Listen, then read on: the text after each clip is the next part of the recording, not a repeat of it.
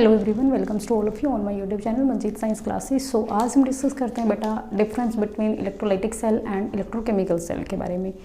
Electrochemical cell, electrolytic cell दोनों ही cell हम पढ़ चुके हैं। सो बेसिक डिफरेंस क्या आते हैं दोनों सेल्स के बीच में, उनको देखते हैं।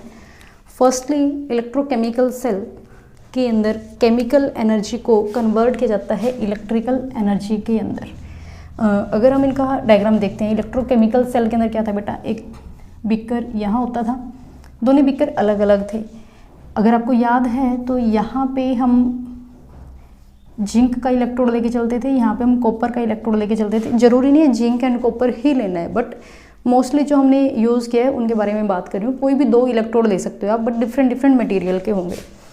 दोनों ही इलेक्ट्रोड को आपने वायर के थ्रू कनेक्ट किया था, वोल्ट मीटर यूज़ किया था। जो जिंक का इलेक्ट्रोड है उसको हमने लिया था जिंक सल्फेट के सॉल्यूशन में, और जो कॉपर का इलेक्ट्रोड है उसको हमने लिया था कॉपर सल्फेट के सॉल्यूशन में। क्लियर। अब जिंक ऑक्सीडाइज हुआ था Zn से Zn2 पॉजिटिव में, मीन्स इलेक्ट्रॉन्स इस इलेक्ट्रोड के ऊपर थे तो इसके ऊपर था नेगेटिव चार्ज। इलेक्ट्रॉन फ्लो हुए, इस साइड इलेक्ट्रॉन का फ्लो था, means negative to positive terminal, तो यहाँ पे था पॉजिटिव चार्ज। क्लियर। जहाँ पे ऑक्सीडेशन होता है वो हमारा होता है एनोड। सो ये एनोड है, ये कैथोड है in case of electrochemical cell. So electrochemical cell में क्या था, केमिकल थे, केमिकल ने क्या प्रोड्यूस किया था, इलेक्ट्रिकल एनर्जी प्रोड्यूस की थी। सो हमने यही बोला है केमिकल ने इलेक्ट्रिकल एनर्जी को प्रोड्यूस किया, केमिकल एनर्जी कन्वर्ट हुई इलेक्ट्रिकल एनर्जी के अंदर। इलेक्ट्रोलाइटिक सेल जस्ट अपोजिट होता है, इलेक्ट्रिकल एनर्जी है वो केमिकल एनर्जी में कन्वर्ट होती है। बेसिकली इसमें क्या था, हमारे पास एक बीकर था, उसी बीकर में हमारे पास दो इलेक्ट्रोड थे। दोनों ही इलेक्ट्रोड सेम मटेरियल के हो सकते हैं, डिफरेंट के भी हो सकते हैं। इनको हमने बैटरी के थ्रू अटैच करवाया हुआ था, मीन्स यहाँ पे हमने कनेक्शन करवाया है, सेल्स प्रोवाइड करवाई है, एनर्जी प्रोवाइड करवाई है। अब जो ये टर्मिनल है ये हमारा पॉजिटिव है, ये हमारा नेगेटिव है। नेगेटिव है तो इसके ऊपर नेगेटिव चार्ज आएगा, यहाँ पे पॉजिटिव चार्ज आएगा। यहाँ हमने लिया था इलेक्ट्रोलाइट, कोई भी इलेक्ट्रोलाइट हम ले सकते हैं। इलेक्ट्रोलाइट हमने मे बी Ca टाइप का लिया, C4 कैटायन, A4 अनायन। अभी यहाँ पे सॉल्यूशन में क्या होगा, C पॉजिटिव, A नेगेटिव। अब जो नेगेटिव वाले वो कहाँ जाएंगे, वो जाएंगे पॉजिटिव की साइड। नेगेटिव वाले पॉजिटिव की साइड जाएंगे और पॉजिटिव वाले नेगेटिव की साइड जाएंगे। अब पॉजिटिव ने इलेक्ट्रॉन का गेन किया तो गेन ऑफ इलेक्ट्रॉन हो रहा है, गेन ऑफ इलेक्ट्रॉन हो रहा है कहाँ पे, नेगेटिव टर्मिनल के ऊपर। तो नेगेटिव पे क्या हुआ, ऑक्सीडेशन या रिडक्शन। जहाँ पे गेन ऑफ इलेक्ट्रॉन होता है वो होता है रिडक्शन, मीन्स यहाँ पे हो रहा है रिडक्शन और पॉजिटिव इलेक्ट्रोड के ऊपर हो रहा है ऑक्सीडेशन। जबकि यहाँ पे नेगेटिव के ऊपर ऑक्सीडेशन हो रहा था और पॉजिटिव के ऊपर रिडक्शन हो रहा था। Clear. So first point clear. यहाँ पे हमने जब इलेक्ट्रिकल एनर्जी प्रोवाइड की तब जाके केमिकल एनर्जी बनी है, तब जाके हमें केमिकल्स मिले हैं। यहाँ से क्लोरीन गैस या फिर जो भी इलेक्ट्रोलाइट्स है वहाँ से हमारे पास कुछ ना कुछ मेटल को हम सेपरेट आउट करते हैं, इसकी रिफाइनिंग के लिए यूज़ करते हैं इलेक्ट्रोलाइसिस को।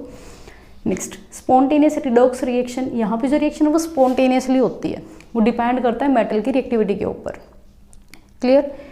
अपने आप रिएक्शन होती है, जस्ट आपने वायर को कनेक्ट करवाना होता है। जब तक वायर को कनेक्ट नहीं करवाओगे तब तक रिएक्शन प्रोसीड नहीं करेगी। क्यों नहीं करेगी, क्योंकि एक मेटल ऑक्सीडाइज हो रही है, वो इलेक्ट्रॉन का लॉस कर रही है। जब तक इलेक्ट्रॉन को फ्लो करने के लिए रास्ता नहीं मिलेगा तब तक रिएक्शन नहीं होगी।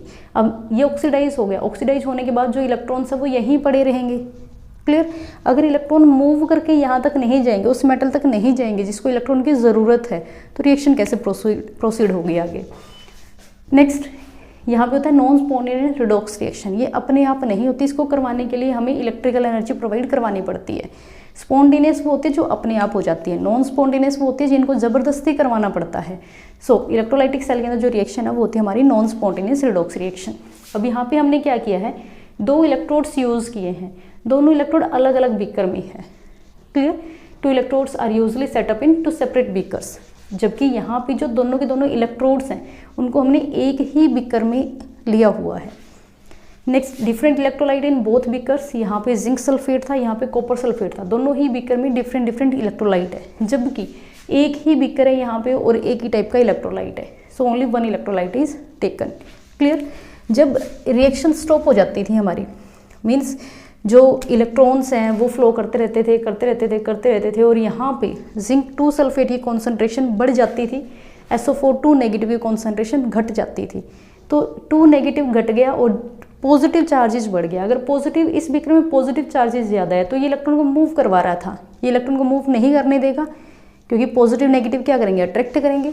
सो रिएक्शन स्टॉप हो जाती थी। सो उस चीज़ को प्रिवेंट करने के लिए, ताकि जो सेल है वो हमारी अच्छे से काम करती रहे, उसके लिए हम एक यू शेप की ट्यूब यूज़ करते थे, inverted U shape tube, glass की ट्यूब होती थी जिसको हम बोलते थे सोल्ट ब्रिज, और इसके अंदर हम सोल्ट लेके चलते थे। लाइक KCl को हम ले सकते हैं, बट KCl के लिए हमें ध्यान रखना होता है हम सिल्वर इलेक्ट्रोड को यूज़ ना करें यहाँ पे, तब हम KCl यूज़ कर सकते हैं, या फिर हम KNO3 यूज़ कर सकते हैं इन अगर एंड जिलेटिन के सॉल्यूशन के साथ।